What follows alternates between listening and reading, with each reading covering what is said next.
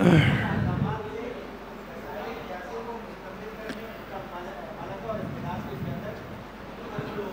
اللہ الرحمن الرحیم نحمده ونصلي ونسلم على رسوله الكريم اما بعد فاعوذ باللہ من الشیطان الرجیم بسم اللہ الرحمن الرحیم يرفع الله الذين آمنوا منكم والذين أوتوا العلم درجات وقال رسول الله صلى الله عليه وسلم كن عالما أو متعلما أو محبا ولا تكن رابعا صدق الله وصدق رسوله النبي الكريم اللهم صل على سيدنا ومولانا محمد وعلى آل سيدنا ومولانا محمد وبارك وسلم. اللہ سبحانہ و تعالیٰ کا بہت بڑا کرم اور احسان ہے کہ اللہ پاک نے اس وقت ہم سب کو یہاں دین کی بات سننے کی نسبت سے جمع کیا ہے. اللہ پاک آپ سب کے اس آنے کو، اس بیٹھنے کو، سننے اور سنانے کو اپنی بارگاہ عالیہ میں قبول فرمائے اور ہم سب کے ظاہر اور باطن کی اصلاح کا ذریعہ بنائیں. اس عارضی زندگی میں ہر مسلمان اس بات کا محتاج ہے، مکلف ہے کہ وہ اپنے دین کو صحیح طریقے سے سیکھ لے. ہم سب اس بات کے پابند ہیں کہ اپنے دین کا اس قدر بنیادی علم حاصل کر لے. ہم سب اس بات کے پابند ہیں کہ اپنے دین کے اس قدر ضروری بنیادی اور موٹے مسائل معلوم کر لیں، سیکھ لیں کہ جس کی بنا پر، جس کی بنیاد پر ایک عاقل بالغ مسلمان مرد عورت کے فرائض، واجبات اور سنن صحیح طریقے سے ادا ہو سکے، اور جس کی بنیاد پر ایک عاقل بالغ مسلمان مرد عورت کو حلال حرام کی، جائز ناجائز کی، مستحب مکروہ کی، مندوب اور مباح کی، ان بنیادی باتوں کا فرق ہمیں معلوم ہو جائے. اگر خدا نخواستہ ایک شخص کلمہ پڑھتا ہے، ایک عورت کلمہ پڑھتی ہے اور اپنے آپ کو مسلمان کہتے ہیں اور جناب رسول اللہ صلی اللہ علیہ وسلم کے امتی ہونے کا دعویٰ بھی کرتے ہیں، لیکن آپ خود بتائیں کہ اگر اس مسلمان کو کلمہ طیبہ صحیح پڑھنا نہ آتا ہو، یا اس مسلمان کو سورہ فاتحہ پڑھنا نہ آتی ہو، یا اس مسلمان کو اپنی پاکی کا، طہارت کا، وضو کا، غسل کا صحیح طریقہ معلوم نہ ہو، اپنے جسم کی صفائی کا، طہارت کا علم نہ ہو، نماز کے فرائض کا اور نماز کے مفسدات وہ کون سی چیزیں ہیں جو انسان کی نماز کو توڑ دیتی ہے، خراب کر دیتی ہے، اس کا علم ہی نہیں ہے، یا اگر ایک مسلمان نے لا علمی میں ایک طویل عرصہ نمازیں نہیں پڑھی اور اب اسے احساس ہو جائے تو اس غلطی کی تلافی کا، ازالے کا طریقہ کیا ہے؟ عرض کرنے کا مقصد یہ ہے کہ آج اگر اس تیز رفتار دنیا میں، جہاں ہمیں بہت ساری وہ باتیں معلوم ہیں جو پہلے کے لوگوں کو پتہ نہیں تھی، جہاں آج ہمارے پاس وہ ساری سہولیات ہے جس کا پہلے تصور نہیں تھا، ان تمام ترقیات، وسائل، اسباب، اموال اور تعلیم اور ٹیکنالوجی کے باوجود بھی اگر مسلمان اپنے دین سے لا علم ہے، لا بلد ہے، تو یقین کرے یہ ترقی، یہ تیز رفتاری، یہ چالاکی، یہ عقل مندی، یہ نئی نئی چیزیں، یہ زیب و زینت، یہ اس کے لیے ٹکے کا فائدہ اور ٹکے کے کام کے بھی نہیں ہے۔ اتنی بڑی مصیبت منہ کھولے اس کا انتظار کر رہی ہے کہ جس کا ہم تصور نہیں کر سکتے۔ اور اگر ایک مسلمان کو اپنے دین کے فرائض کا، واجبات کا، ضروریات کا، عقائد کا، حرام کا، مکروہات کا علم ہے، میں تفصیلی مسائل کی بات عرض نہیں کر رہا، میں دین کی بنیادی باتیں عرض کرنا چاہتا ہوں کہ افسوس یہ ہے کہ آج ہمارے مسلمان واقعتاً جو سنتے تھے کہ نام کے مسلمان ہیں، ہم آج اسی جگہ پہ آ کے کھڑے ہو گئے۔ اچھے خاصے عمر کے لوگوں کو، مردوں کو، عورتوں کو اپنے دین کی ان بنیادی باتوں کا علم نہیں ہوتا۔ اس لیے آج بڑی فکر مند ہونے کی ضرورت ہے کہ کم از کم ہر مسلمان گھرانے میں، ہر مسلمان مرد عورت، بالغ بچے اور بچیوں کو اس دین کا، دین اسلام کا اور اس کے بنیادی احکامات کا اور ضروری مسائل کا علم یقیناً حاصل ہو جائے۔ آج کے والدین اس بات کی کتنی فکر کرتے ہیں؟ یہ بات ہم بار بار عرض کرتے ہیں، اور مسجد میں بھی میں نے بارہا اس کو عرض کیا کہ آج اس طرف توجہ بالکل نہیں جا رہی ہے۔ جتنی فکر آج کے ماں باپ، آج کے والدین اپنے بچوں کی عصری تعلیم کی کر رہے ہیں، اسکول کی تعلیم کی کر رہے ہیں، اور کرنی چاہیے، اس کی کمزوری بھی نقصان دہ ہے، لیکن جس قدر فکر اور محنت اس کی ہو رہی ہے اور ہم اس کے لیے جس قدر اپنا مال خرچ کرتے ہیں، اپنا وقت نکالتے ہیں، مشورہ کرتے ہیں، قربانی دیتے ہیں، اپنے معاملات آگے پیچھے کرتے ہیں، یہ سب کچھ اس لیے کر رہے ہیں کہ میں نے اس بچے کو ایک ادارے میں داخل کر کے اس کی فیس بھری ہے، میں چاہتا ہوں کہ میرا بچہ تعلیم حاصل کر لے، یہ انگلش پڑھ سکے، یہ کل معاشرے میں اپنا کردار ادا کر سکے، اس کو اچھی نوکری مل سکے، یہ اپنا پیٹ اپنے بچوں کا پال سکے۔ یہ سوچ آج کے مسلمان کے پاس ہے، اچھی سوچ ہے، لیکن رونا اس بات کا ہے کہ اگر اس کے مقابلے میں 50% آدھی فکر بھی ہم اپنے دین کی کر لیں تو یقین کریں آج کہ ہمارے یہ بچے، یہ اولاد جو ہمارے ہاتھوں سے نکلتے جا رہے ہیں، جو اپنے والدین کے مقام، مرتبے اور آداب سے ناواقف ہوتے جا رہے ہیں، جو سرکش ہوتے جا رہے ہیں، قابو میں نہیں آ رہے، اس کی وجہ یہ ہے کہ ہم نے ان کے دین کے لیے کوئی فکر نہیں کی، نہ اس کو اہمیت دی اور نہ اس کو ضروری سمجھا۔ اور یہ کوئی جذبات میں یا غصے میں کوئی بات نہیں ہے، یہ ایک مشاہدہ ہے، حقیقت ہے۔ ہم دیکھتے ہیں ہمارے ان بچوں کی اسکول کی وینیں آتی ہیں تو آپ بھی جانتے ہیں، ہم بھی دیکھتے ہیں کہ دیکھیں ان بچوں کے ساتھ اس صبح کے وقت میں 7 بجے، 7:15 بجے، 7:30 بجے اگر والد نہیں ہے تو خود مائیں آ کے نیچے کھڑی ہوئی ہے کہ میرا بچہ تسلی سے بیٹھ جائے، چلا جائے۔ وہ چلا گیا، پھر وصول کرنے کے لیے ہم تیار ہوتے ہیں، سب چیزیں ہیں، لیکن کیا اتنی ہی فکر ہم نے اس کے قاعدے کی، قرآن کی، حفظ کی، کلمہ سیکھنے کی، دعائے قنوت سیکھنے کی، درود شریف سیکھنے کی ہے؟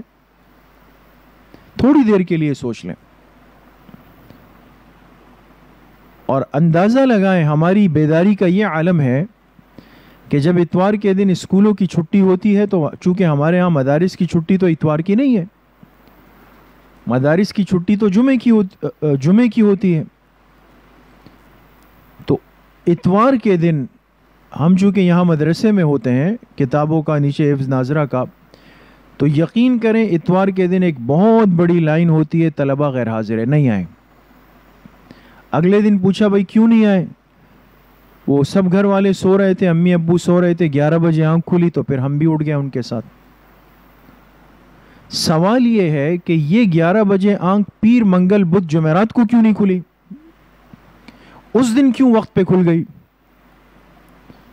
لیکن جس دن اسکول کی چھٹی ہے اور مدرسے کی نہیں ہے اور ہم نے اس کو اہمیت نہیں دی، اپنے بچے کو بالکل بلا تکلف چھٹی کروا دی.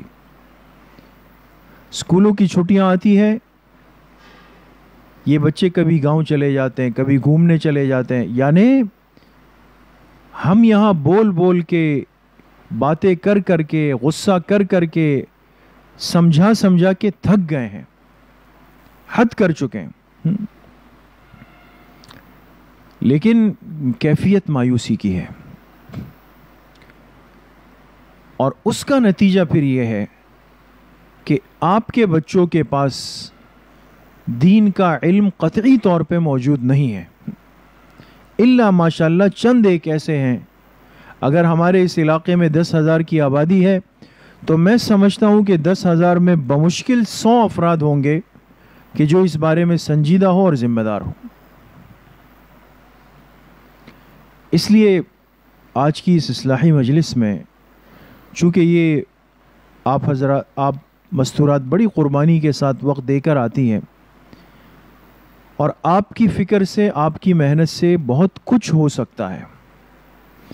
میں صرف یہ احساس اور توجہ دلانا چاہتا ہوں اپنے آپ کو بھی، آپ سب کو بھی، کہ دیکھیں اگر ہم چاہتے ہیں کہ ہمارے گھروں کا ماحول، بچوں کا ماحول، ان کا مستقبل اور ہمارے لیے دنیا سے جانے کے بعد یہ کارآمد بنے، تو پھر ہمیں تھوڑا سا بیٹھ کر ان کے بارے میں، دینی مستقبل کے بارے میں سوچنا پڑے گا.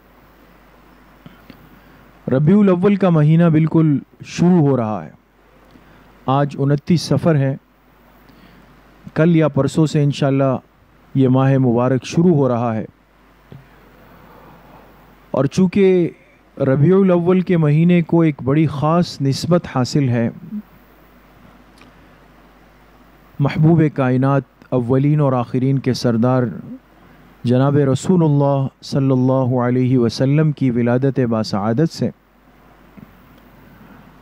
اور جب یہ مہینہ شروع ہونے لگتا ہے تو ہمارے ماحول میں، ارد گرد میں کچھ تبدیلی محسوس بھی ہوتی ہے، نظر بھی آتی ہے. ہر طبقے سے تعلق رکھنے والے مسلمان اپنی اپنی سوچ کے اعتبار سے یہ سمجھ کر کہ اس مہینے کو ایک نسبت ہے حضور کی آمد سے، حضور کی ولادت سے، اپنے اپنے جذبات کا، اپنی اپنی خوشی کا اظہار کرتے ہیں، اور اللہ کے سامنے اس بات کو پیش کرتے ہیں کہ ہمیں آپ کے آخری پیغمبر جناب رسول اللہ صلی اللہ علیہ وسلم سے بڑی عقیدت ہے، محبت ہے. اور یقیناً انسان کو حسن ظن رکھنا چاہیے کہ مسلمان اگر کوئی بھی عمل کرتا ہے، کوئی چیز کرتا ہے، تو اس نے اچھی نیت سے کی ہوگی. لیکن بحیثیت ایک امتی اور مسلمان ہونے کے، ہمیں حضور علیہ الصلاۃ والسلام کی پوری حیات طیبہ کو دیکھنا ہے. آپ کی آمد، تشریف آوری دنیا میں ہوئی. جب تشریف لائے دنیا کا ماحول کیا تھا، کس قدر ظلم، زیادتی، حق تلفیاں، قطع رحمی، حقوق کی پامالی، ساری خرابیاں معاشرے کے اندر موجود تھیں. وہ باتیں بار بار ہوتی ہے. تو آپ جب تشریف لائے تو عرب معاشرہ اپنی جاہلیت کی انتہا پر تھا، عروج پر تھا، نہایت درجے میں گر چکا تھا. لیکن آپ علیہ الصلاۃ والسلام نے اس قدر محنت کی، اور محنت بھی حکمت کے ساتھ، جذبات کے ساتھ نہیں، غصے کے ساتھ نہیں، حکمت کے ساتھ، ترتیب کے ساتھ. تو اس محنت کا نتیجہ یہ نکلا کہ وہ لوگ جو معمولی معمولی باتوں پر آپس میں لڑتے تھے، وہ لوگ جو ایک دوسرے کے حقوق غصب کرتے تھے، وہ لوگ جو بچیوں کی پیدائش کو عار اور عیب سمجھ کے ان کو زندہ دفناتے تھے، اس طبقے میں جناب رسول اللہ صلی اللہ علیہ وسلم کی محنت سے ایسا شعور، ایسا احساس اور فکر پیدا ہوئی کہ وہ لوگ ایک دوسرے پر قربان ہونے کے لیے تیار ہو گئے. اس لیے علامہ اقبال نے کہا خود نہ تھے جو راہ پر اوروں کے ہادی بن گئے، کیا نظر تھی جس نے مردوں کو مسیحا کر دیا۔ یہ حضور علیہ السلام کی تربیت کا نتیجہ تھا، اور حضور کی تربیت کا آغاز کہاں سے ہوتا ہے، میں اصل آپ کو آج یہ سمجھانا چاہتا ہوں۔ آج کے والدین پوچھتے ہیں کہ ہم اپنے بچوں کی تربیت کیسے کریں، تو یہ جواب آئیے حضور علیہ السلام کے در اقدس سے پوچھیں کہ آپ جس بدترین معاشرے اور ماحول میں آئے، لیکن کچھ عرصے میں آپ کی محنت سے ایسا انقلاب آیا کہ دنیا حیران ہو گئی۔ ایک دوسرے کو مارنے والے ایک دوسرے کے لیے مٹنے پہ تیار ہوئے۔ وہ محنت تربیت کیسے شروع ہوئی؟ آپ پر جب پہلی وحی اتری، حضرت جبرائیل علیہ السلام جو پہلی وحی لے کر آئے، تو آپ میں سے کسی کو پتہ ہے کہ پہلی وحی قرآن کریم کی کون سی آیات کی ہے؟ سورۃ العلق کی 5 آیتیں اتری۔ اقرأ بسم ربک الذی خلق، خلق الانسان من علق، اقرأ وربک الاکرم، الذی علم بالقلم، علم الانسان ما لم يعلم۔ یہ وحی اتری۔ سورۃ العلق آخری پارے کی سورت ہے، اس کو ہم اقرأ بھی کہتے ہیں۔ اب علماء نے یہاں بڑی عجیب بات لکھی ہے کہ حضور علیہ السلام پر پہلی وحی اتر رہی ہے، آپ کو نبوت دی جا رہی ہے، اللہ نے فرشتے کو بھیجا، جبریل علیہ السلام کو بھیجا، اور یہ وحی آپ کو ملے گی تو آپ اللہ کے نبی بن جائیں گے۔ تو اب غور کرنے کی بات یہ ہے کہ جو سب سے پہلی وحی اللہ کے پیغمبر پہ آئی، وہ وحی کیا تھی اور کس بارے میں تھی؟ میں نے آپ سے مختصراً عرض کیا نا کہ جس ماحول میں آپ تشریف لائے وہ ماحول کیا تھا۔ آپ اس ماحول کو سامنے رکھیں اور آنے والی وحی کو سامنے رکھیں، آپ کو بہت کچھ سمجھ میں آئے گا۔ اب دیکھیں جو وحی اتری، پہلی وحی کیا ہے؟ اقرا، پڑھیے اے میرے محبوب صلی اللہ علیہ وسلم، اقرا، آپ پڑھیے، بسم ربکا، اپنے اس رب کے نام سے، الذی خلق، جس نے آپ کو پیدا کیا، پوری کائنات کو پیدا کیا، اس رب کے نام سے اقرا، آپ پڑھیے۔ اب دیکھیں پہلی وحی کا پہلا لفظ وہ اقرا آیا ہے۔ اقرا کے معنی پڑھنا، پڑھنا۔ انسان کسی چیز کو پڑھتا ہے، یہ علم ہے۔ انسان کسی چیز کی ہجا کرتا ہے، یہ علم ہے۔ آپ کے مدرسے میں جو بچیاں پڑھتی ہیں، معلمات ان کو پڑھاتی ہے، یہ اقرا، یہ علم ہے۔ جو بچے بچیاں قرآن پڑھتے ہیں، یہ علم ہے۔ جو دین کی کتابیں پڑھتے ہیں، وہ علم ہے۔ جو حدیث، فقہ، تفسیر پڑھتے ہیں، پڑھتی ہے، وہ علم ہے۔ تو علماء فرماتے ہیں کہ پہلی وحی کو دیکھ کر سمجھ آتا ہے کہ اللہ نے سب سے پہلا لفظ جو اتارا اپنے پیغمبر پر، وہ حصول علم کا تھا کہ اے پیغمبر آپ پڑھیے، اس لیے کہ علم کی سیکھنے کی آپ کی امت کو بہت بڑی ضرورت ہے۔ اب معاشرے میں شرک تھا، بت پرستی تھی، لیکن دیکھیں وحی پہلی یہ نہیں آئی کہ تم توحید اختیار کر لو۔ معاشرے میں ظلم تھا، تو وحی یہ نہیں آئی کہ تم ظلم چھوڑ کر انصاف اور عدل سے کام لو۔ معاشرے میں یتیموں کے ساتھ بدسلوکی تھی، وحی یہ نہیں آئی کہ یتیموں کے ساتھ اچھا سلوک کرو۔ معاشرے میں قتل و قتال تھا، لوگ مارے جاتے تھے، وحی یہ نہیں آئی کہ لوگوں کی جانوں کی حفاظت کرو۔ سوال یہ ہے کہ ساری خرابیاں سامنے تھی، لیکن اللہ نے وحی علم کی کیوں اتاری؟ تاکہ قیامت تک آنے والی امت سمجھ جائے کہ ماحول، معاشرہ، گھرانہ، خاندان، ملک، قوم، امت، ان سب کی خرابیوں کی جڑ یہاں سے چلتی ہے جب وہ اپنے دین کے علم سے دور ہو جاتی ہے۔ جب دین کا علم امت کے پاس آتا ہے، علم کا نور آتا ہے، علم کی روشنی آتی ہے، علم کی چاشنی جب امت کے حصے میں آتی ہے، ساری خرابیاں ایک ایک کر کے ختم ہوتی چلی جاتی۔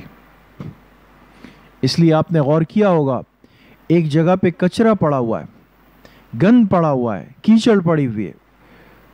اب کچرا کنڈی میں ہر قسم کا کچرا ہے، اس میں کاغذ بھی ہے، اس میں تھیلیاں بھی ہے، اس میں کیچڑ بھی ہے، اس میں مرے ہوئے جانور بھی ہے، اس میں سڑا ہوا کھانا بھی ہے، اس میں پھٹے ہوئے کپڑے بھی ہے، ساری گندگی ہر شکل میں وہاں پہ موجود ہے کہ اگر آپ اس کو گنتے چلے جائیں گے تو آپ کو پتہ چلے گا کہ قسم قسم کی گندگی اس ڈھیر میں پڑی ہوئی ہے۔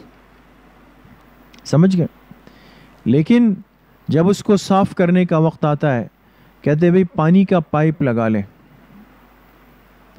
پانی کا پائپ لگا لیں، اور جب پائپ لگایا، پانی کا پریشر آیا اور اس کچرے اور گند کی طرف پکڑا، تو وہ پانی آ کر اس ہر قسم کے کچرے کو وہاں سے ہٹانا، دور کرنا شروع کر دیتا ہے۔ پانی یہ نہیں دیکھتا کہ میں کاغذ کو تو ہٹاؤں گا لیکن تھیلی کو چھوڑ دوں گا، یا تھیلی کو تو ہٹاؤں گا سڑے ہوئے کھانے کو چھوڑ دوں گا، بلکہ ایک ایک چیز کو ہٹانا شروع کر دیتا ہے۔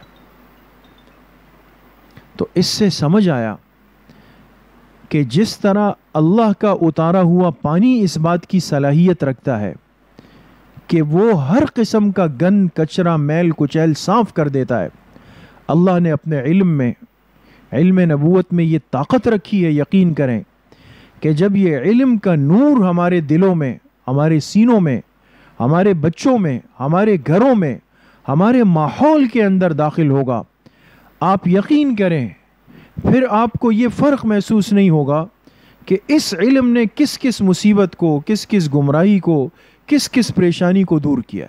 یہ تو وہ صاف ستھرا پانی ہے، اور اس پانی کی لائن ہے کہ جو اپنے راستے میں آنے والے ہر گند کو، ہر کچرے کو، ہر رکاوٹ کو، ہر نجاست کو دور کر کے پھینک دیتا ہے۔ اس لیے آج علم کی سیکھنے کی بہت بڑی ضرورت ہے۔ حدیث پاک میں نے آپ کے سامنے پڑھی، جناب رسول اللہ صلی اللہ علیہ وسلم نے ارشاد فرمایا، کن عالما او متعلما او محبا۔ دیکھیں آپ کیا فرما رہے ہیں، اپنی امت کو مخاطب کیا، فرمایا تم بن جاؤ عالم، یعنی اتنی محنت کر لو، اپنا وقت دے دو، زندگی کا ایک عرصہ نکال کر تم عالم بن جاؤ۔ اگر یہ نہیں بننا یا اتنا وقت نہیں ہے، او متعلما، یا دین کے سیکھنے والے طالب علم بن جاؤ۔ یا تو زندگی کے 8 سال، 10 سال، 12 سال نکال لو، پوری تعلیم حاصل کر لو، محنت کر لو، عالم بن جاؤ۔ اور اگر یہ نہیں ہے تو فرمائے دوسری صورت یہ کہ پھر تم طالب علم بن جاؤ۔ اور اگر طالب علم بننے کے لیے بھی وقت نہیں ہے تو اب دیکھیں آگے کیا فرمایا، او محبن، یا پھر ان سے محبت کرنے والے بن جاؤ۔ اللہ اکبر۔ دیکھیں آپ اپنی امت کو 3 شعبے بتا رہے ہیں، یا عالم بنو، یا طالب علم بنو، یا یہ بھی نہیں تو ان سے کم از کم محبت کرنے والے تو بنو۔ وَلَا تَكُنْ رَابِعًا، فرمایا اس کے بعد چوتھی صورت اختیار مت کرنا، ورنہ ہلاک ہو جاؤ گے، ورنہ ہلاک ہو جاؤ گے۔ ہمارے پاس یاد رکھیں اور کوئی حل راستہ نہیں ہے۔ آج امت پر اتنی محنت باطل کر چکا ہے کہ ہمارے دلوں میں، ذہنوں میں، ہمارے خیالات میں اہل علم کی ایک نفرت خاموش انداز میں بٹھائی جا رہی ہے، جس کو آج کل کہتے ہیں نا سلو پوائزن۔ بعض چیزیں خاموش زہر کا درجہ رکھتی ہے۔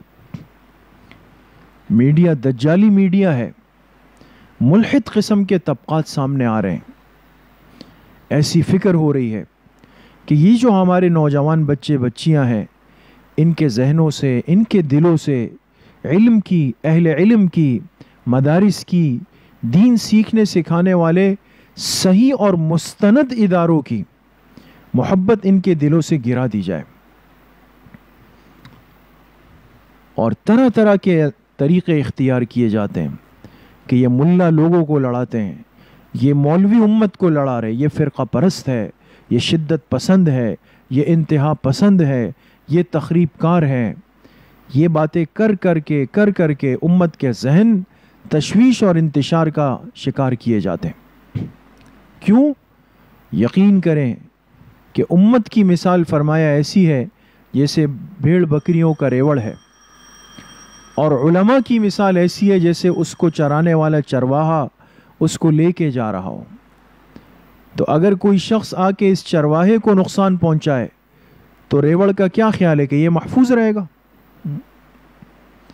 چرواہا نہ رہے، رکھوالا نہ رہے، تو بھیڑ بکریوں کے ساتھ جو حشر بھیڑیے نے کرنا ہے وہ تو سب سمجھتے ہیں۔ اس لیے یہ علماء امت یہ ہمارے رکھوالے ہیں، دین کے بھی، دنیا کے بھی، ایمان کے بھی۔ ان کو صرف مولوی کہہ کر ان کا مرتبہ ہم گراتے ہیں، اور آج اتنی آسانی سے، شاید جتنا آسانی سے انسان ایک بلی کے بچے کو بھی نہیں مار سکتا، افسوس ہم نے اس زمانے میں اس جگہ آنکھ کھولی ہے جہاں امت کا اتنا بڑا سرمایہ اور اتنا بڑا عالم جس کو بننے میں نصف صدی لگتی ہے، ایسے عالم کو بیچ بازار میں دن دھاڑے ہزاروں مسلمانوں کی موجودگی میں ایسی آسانی سے مار دیا جاتا ہے جیسے اس کی حیثیت ایک بلی کے بچے کے برابر بھی نہیں۔ اور لوگ کیا کر رہے ہیں؟ لوگوں کی بے حسی کو دیکھیں، لوگ جمع ہو کر ویڈیوز بنا رہے ہیں، وہ ایک زندہ ہے، ایک مر گیا ہے، ایک زندہ ہے، ایک مر گیا ہے۔ حال ہی میں ہمارے حضرت ڈاکٹر عادل خان صاحب رحمۃ اللہ علیہ شہید ہوئے پچھلے ہفتے کے دن۔ شاید آپ کو اتنا اندازہ نہ ہو، لیکن ہمیں اس چیز کا اندازہ ہے کہ امت کتنے بڑے نقصان کا شکار ہو چکی ہے، کتنے قیمتی لوگ چلے گئے۔ اور پھر ہمارے شہر کراچی کی زمین نے تو اہل علم کا خون بہت جذب کیا ہے، بہت جذب کیا ہے۔ اس لیے میں عرض کرنا بہرحال اتنا چاہتا ہوں، ورنہ بات کا رخ بدلے گا، کہ اپنے اندر آج یہ جذبہ پیدا کریں، علم سے بھی محبت رکھیں، علماء سے بھی، طلباء سے بھی، اپنے بچوں کو دین کے علم کی طرف متوجہ کریں۔ اور مستورات سے ایک خاص بات عرض کرنا چاہتا ہوں، یقیناً آپ کے پاس وقت بہت کم ہوتا ہے، لیکن دیکھیں کم از کم دین سیکھنے والے طلباء، سکھانے والے علماء کا خیال رکھیں۔ ہم نے اپنے بڑوں سے، اساتذہ سے سنا ہے کہ پہلے زمانے میں جو گھروں کی بڑی عورتیں ہوتی تھی، خواتین ہوتی تھی، وہ اپنے علاقے کے طلباء ان کا خیال رکھتی تھی۔ ہمارے استاد صاحب حضرت مولانا منظور نعمانی صاحب دامت برکاتہم فرماتے ہیں کہ ہم جب بچے تھے، پڑھتے تھے، تو غربت کا زمانہ تھا، اب طلبہ علم کو تو ہر آدمی کمزور نظروں سے دیکھتا ہے، تو ہم جب سبق پڑھ کے فارغ ہوتے تو پھر گھر کے قریب، مدرسے کے قریب گھر تھے، طلبہ جا کے وہاں سے روٹی لاتے تھے۔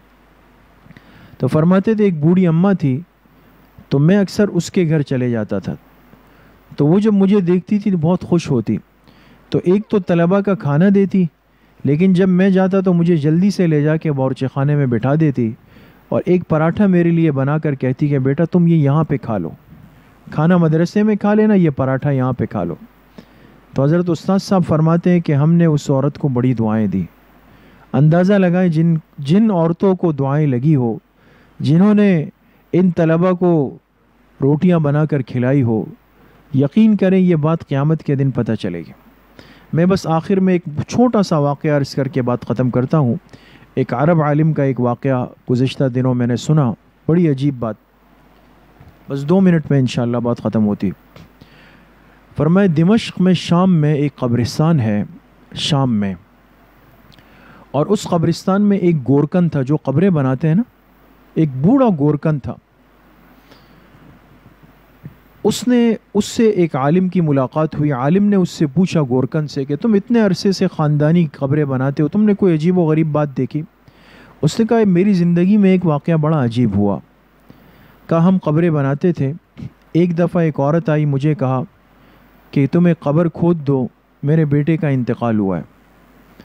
رات کا وقت تھا، میں نے قبر کھود دی، فجر کے وقت کچھ لوگ آئے، چند لوگ تھے، وہ عورت بھی پیچھے پیچھے آ رہی ہے، اور آ کے قبر میں ہم نے مردے کو رکھا. میں نیچے اترا، مردے کو رکھ کر جب اٹھنے لگے تو اچانک میں نے دیکھا کہ قبر کی زمین پھٹ گئی، شق ہو گئی، اور نیچے ایک بہت بڑا باغ ہے، خوبصورت باغ. اور ایک گھوڑ سوار آیا اور اس میت کو لے کر گھوڑے پر بٹھا کر اس باغ میں غائب ہو گیا، اور زمین بند ہو گئی. میں دیکھ کر حیران ہو گیا اور باہر نکل کے بے ہوش ہو گیا. باقی کسی کو کچھ بھی نظر نہیں آیا. لوگ بھی پریشان تھے کہ شاید یہ گھبرا گیا. کچھ دن گزرے، پھر وہ عورت ایک دن رات کو آئی، کہا میرے دوسرے بیٹے کا انتقال ہوا ہے، قبر بنا لو. میں نے قبر بنائی، اب ڈرا ہوا تھا. اگلے دن پھر کچھ لوگ آئے، وہ عورت پیچھے پیچھے آ رہی ہے، قبر بنی. میں پھر نیچے اترا، اور بھی لوگ اترے. جیسے ہی اس میت کو رکھا پھر زمین شق ہوئی. ایک بہت خوبصورت باغ ہے، محلات ہیں. ایک گھوڑ سوار آیا، اس میت کو لے کے چلا گیا. اب میں بے ہوش نہیں ہوا، اس لیے کہ ذرا حوصلہ آ گیا. لیکن میرے دل میں آیا کہ اس عورت کو دیکھنا چاہیے کون ہے. تو میں خاموشی سے عورت کے پیچھے پیچھے گیا. وہ جب گھر میں داخل ہونے لگی، میں نے پوچھا کہ اماں ایک بات پوچھنی ہے.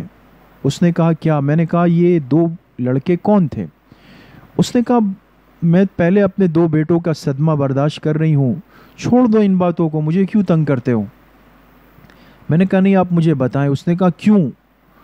تو میں نے کہا اس طرح کا واقعہ ہوا، مجھے تو لگتا ہے آپ کے بیٹے کوئی بہت نیک تھے. تو اس عورت نے بڑی عجیب بات کی جو ابھی عرض کر.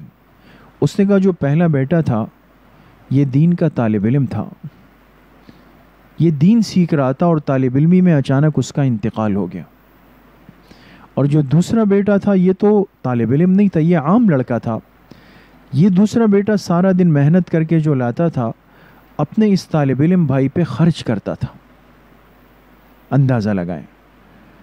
اب دیکھیں اللہ پاک نے دین کے طالب علم کو اور اس طالب علم سے محبت کرنے والے، خرچ کرنے والے کو کتنا بڑا مقام دیا کہ دنیا میں اللہ نے اس کا ایک منظر دکھایا. اس لیے ان طلباء علم کو ہم حقیر نظروں سے نہ دیکھیں، ان سے محبت کریں، ان سے تعلق رکھیں، ان کے علم میں اپنا حصہ ملائیں.